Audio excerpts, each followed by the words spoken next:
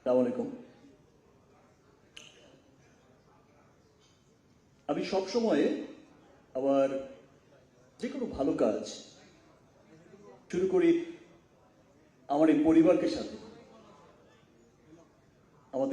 আমার এই বিনোদন সাংবাদিক পরিবার গত 25 বছর ধরেই আমি তাই করেই আসছি। তুফানের ডিক্লারেশন যখন দিয়েছি তখন আপনাদের সাথে নিয়েই দিয়েছি। আজ এটা আসলে তেমন কোনো প্রেস কনফারেন্স, প্রেস মিট আমি ওইরকম ভাবে দেখি না কখনো। এটা দেখি যে অনেকদিন পর পর আমাদের একসাথে দেখা হয়, আমরা একই পরিবারের মানুষ, আমরা চলচ্চিত্র পরিবার, আমরা বিনোদন কর্মী, প্রযোজক, পরিচালক, শিল্পী, কলাকুশলী এবং বিনোদন সাংবাদিক। আমরা সকলেই কিন্তু একটা পরিবারের মানুষ। সবসময় দেখা হয়ে ওঠে না, সবার সাথে সবার একটা কুশল বিনিময় হয়, সুন্দর একটা সময় কাটে, সুন্দর কিছু মুহূর্ত ধারণ হয়। এই সময়টাকে, এই বিষয়টাকেই আমি খুব এনজয় করি এবং প্রাধান্য দেই। যাই হোক,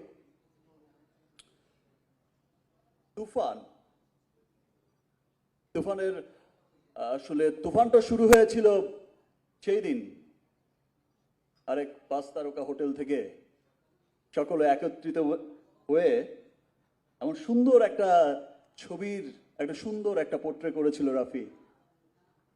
সেই সময় থেকেই যে মানুষের মনে একটা তুফান উঠেছে, সে তুফান কিন্তু যত দিন যাচ্ছে সেই তুফানের গতি কিন্তু বেড়েই যাচ্ছে। তুফান ছড়িয়ে যাচ্ছে দেশের গণ্ডি থেকে ওদেশ, ওদেশ থেকে বিদেশ। আজ সত্যি আমি খুব প্রাউড ফিল করি। আমি রাফিকে নিয়ে অনেক গর্বিত। আমার আমার খুব আমি খুব আমার কাছে মনে হয়েছে ইয়েস, খুব অহংকার ফিল করেছি আমি যখন দেখেছি যে রাফি এসে একটা সুন্দর গ্রাফসের মধ্য দিয়ে তার এই চমৎকার টিমকে নিয়ে। সম্ভবত কি হয় আপনারা সকলেই জানেন যে আমরা যখন, রাফি তো ইন্ডিয়াতে অচেনা, এটা ওর প্রথম সিনেমা, ডিরেক্টর হিসেবে প্রথম কাজ। অনেক বড় বড় টেকনিশিয়ান কাজ করেছে, আমাদের দেশ থেকেও যেমন খুব খ্যাতনামা টেকনিশিয়ানরা কাজ করেছে, ওখান থেকেও তো অনেক বড় বড় টেকনিশিয়ানসরা কাজ করেছে। অনেক বড় বড় প্রযোজনা সংস্থা, বড় বড় শিল্পী, সবকিছু বড় বড় সমন্বয়ে কিন্তু হয়েছে তুফান। তো তখন আমি যখন দেখেছি ওর শর্ট ডিজাইন দেখে, সেই বিখ্যাত ফাইট মাস্টার, সেই বিখ্যাত কোরিওগ্রাফার, সেই বিখ্যাত সাউন্ড রেকর্ডিস্ট, সেই বিখ্যাত বিখ্যাত মানুষদের চোখ বড় হয়ে যাচ্ছে যে কি শোনাচ্ছে, এটা কি গ্রাফের কথা বলছে। 100টা একটা ফাইট 4 মিনিটের, এটা কিভাবে সম্ভব? এবং সেটা যখন আপনারা সিনেমা হলে সবাই দেখবে তখন সত্যি আসলে সবার খুব গর্ব লাগবে। তো তখন থেকেই আমি আসলে রাফির কে নিয়ে খুবই গর্বিত যে আজকে তুফানের বাজেট যা, এবং আমি খুব প্রাউড করেই তখন সেখানে বলতাম যে আজকে তুফানের বাজেট যা, রাফি হচ্ছে এমন একজন পরিচালক, বাজেটটা যদি সেটা কেজিএফ এর বাজেটে হয় তারপরে রাফির কম পড়েই যাবে। সেটা খরচ করার মতো মেধা, সেটা খরচ করার মতো সেই টাকা দিয়েই, সেই 200-400 কোটি টাকা দিয়ে সিনেমা বানানোর মেধা লাগে। কিন্তু সেই 500 কোটি টাকা খরচ করে সিনেমা বানাবে, 200 কোটি টাকা খরচ করে সিনেমা বানাবে, সেই 200 কোটি ইউটিলাইজ করার মতো ক্ষমতা থাকতে হবে ডিরেক্টরকে। তো আমি গর্ব করে বলতাম যে রাফি হচ্ছে এমন একজন ডিরেক্টর যাকে 500 কোটি টাকা দিলে পরেও বলবে যে ইয়েস, আর 500 কোটি হলে আবার সিনেমাটা আরো অন্যরকম হতো। চমৎকার চমৎকার চমৎকার। রাফির আসলে প্রশংসা কি করব, ইতিমধ্যে তো তুফান উঠিয়েই দিয়েছে টিজার রিলিজের পর থেকে। আমার সত্যি খুব ভালো লাগছে, বিকজ আপনারা তো আমার সঙ্গে সবসময় আছেন, ফুটেজগুলো আপনাদের কাছেই আছে। আমি সবসময় একটা কথা অনেক বছর ধরেই বলে আসছি যে আসলে আমি আমার দেশের সিনেমাটাকে আমি শুধু এই গণ্ডিতে বেঁধে রাখতে চাই না। আমি ঈদের দিন সকালে নামাজ পড়ে এসে বা আমার ঈদের সময় থেকে আমি সেই স্বপ্ন দেখতে চাই যে ওকে ফাইন, ইংল্যান্ডের কি অবস্থা, ডাবলিনের কি অবস্থা, আর নিউ ইয়র্কের কি অবস্থা, নিউ জার্সি, এলের কি অবস্থা, অস্ট্রেলিয়ার কি অবস্থা, নিউজিল্যান্ডের কি অবস্থা, ইটালির কি অবস্থা, সুইজারল্যান্ডের কি অবস্থা। আমি সবসময় শুনতে চেয়েছি ওকে ফাইন, মিডল ইস্টের কি অবস্থা। মিডল ইস্টের তো অনেকগুলো দেশ, দেশে দেশে খবর আসছে। আমি সেই খবরগুলোই সবসময় দেখতে চেয়েছি, সেই বিষয়টাই সবসময় দেখতে চেয়েছি। এবং ইনশাল্লাহ গত বছর থেকেই এই গ্লোবাল জার্নিটা কিন্তু আমাদের শুরু হয়েছে। গত বছর থেকেই কিন্তু শুরু হয়েছে ডাবলিনে সিনেমা রিলিজ হওয়া। গত বছর থেকেই কিন্তু শুরু হয়েছে বড় পরিসরে, এর আগেও হয়তো হয়েছে ছোট্ট পরিসরে, কিন্তু গত বছর থেকে শুরু হয়েছে ডাবলিনের মতো আমাদের স্বপ্নের শহরের সিনেমা অফিসিয়ালি রিলিজ হওয়া, ইংল্যান্ডে রিলিজ হওয়া, ইটালির রোমে রিলিজ হওয়া, north America, Canada, everywhere, Australia, New Zealand, middle east. এই যে জার্নিটা গত বছর শুরু হয়েছে, এই যে তুফানটা গত বছর থেকেই শুরু হয়েছে, এই তুফানটা কিন্তু এবছর এসে আরো অনেক বেগবান হয়েছে। আজ সত্যি আমি খুব, আমার কাছে সত্যি খুব ভালো লাগে, আমি সত্যি খুব গর্বিত যে আজ আমি সবসময় যেটা চেয়েছি যে আমাদের বাঙালিদের পাশাপাশি একদিন দেখো আমাদের সিনেমা ইংলিশরাও দেখবে, যেমন করে বলিউড এগিয়েছে। এক সময় ইন্ডিয়ানরা দেখতো, এশিয়ানরা দেখতো, এখন ইংলিশরাও দেখে।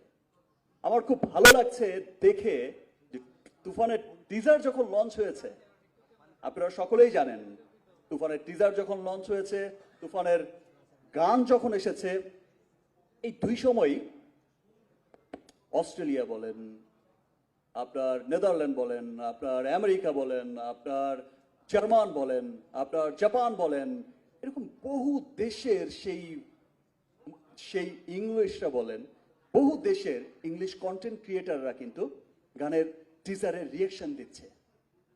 খুব ভালো বলছে আমাদের সিনেমার টিজারকে, খুব ভালো বলছে। এই প্রথম শুনছি তাদের মুখে একটা বাংলা সিনেমার টিজারের কথা, রিভিউর কথা একটা জার্মান লোকের মুখ থেকে শুনছি, একটা ইংল্যান্ডের লোকের মুখ থেকে শুনছি, একটা আমেরিকার লোকের মুখ থেকে শুনছি।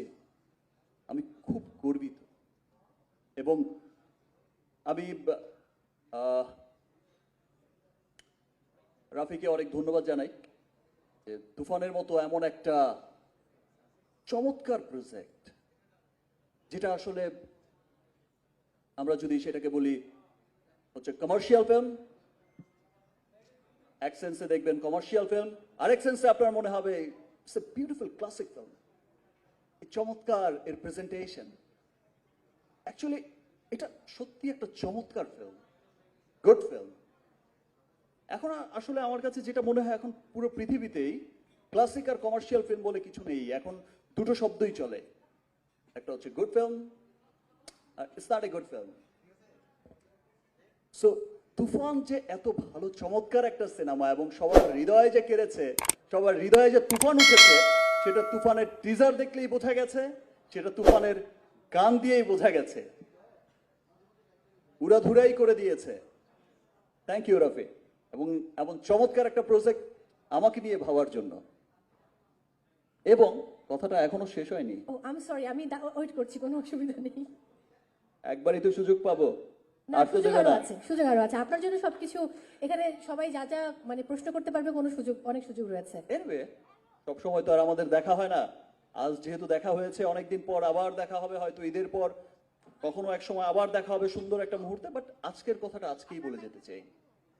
অ্যান্ড আমি ধন্যবাদ জানাই শাকিল ভাইকে, এত চমৎকার একটা প্রজেক্ট শুরু করেছে এবং এই যে চরকিকে সাথে নিয়ে, এসবিএফ কে সাথে নিয়ে এই যে চমৎকার একটা কোলাবোরেশন, এবং প্রত্যেকটা চরকি যেমন তার জায়গায় বিশাল প্রতিষ্ঠিত, এসবিএফ তার জায়গায় কিন্তু বিশাল প্রতিষ্ঠিত।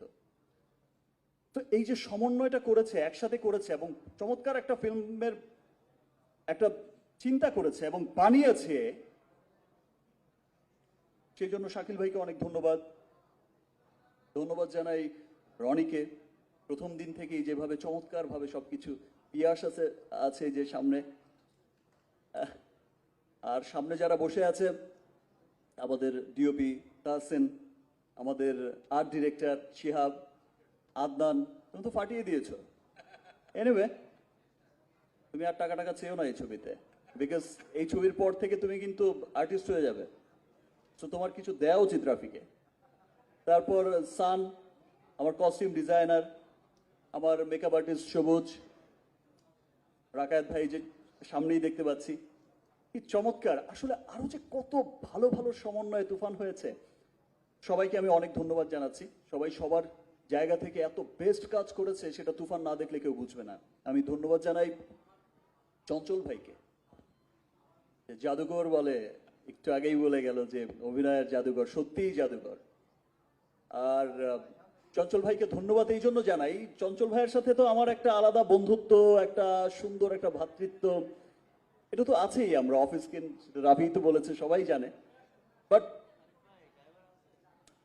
আমি সত্যিই বলছি যে আমি ভাবতেই পারি না, উইদাউট চঞ্চল ভাই আমার কাছে প্রজেক্টটা তুফান অসম্পূর্ণ থেকে যেত।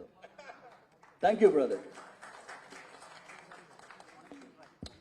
আমি ধন্যবাদ জানাই আমার দুই বিউটিফুল কো অ্যাক্ট্রেসকে, নাবিলাকে,